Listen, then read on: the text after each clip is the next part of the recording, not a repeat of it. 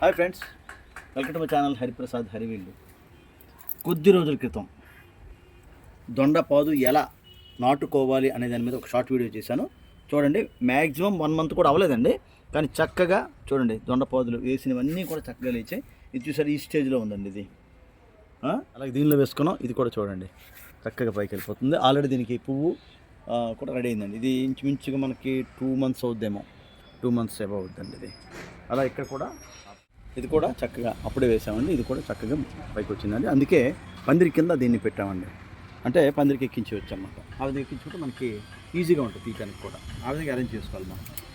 లేకపోతే ఇదిగోండి, ఇది ఆల్రెడీ ఈ మధ్యనే వేసుకున్నాం. ఇది కూడా పైకి వెళ్ళిపోయిందండి. ఇది ఓల్డ్ అండి, 3 years అయిపోయింది ఇది.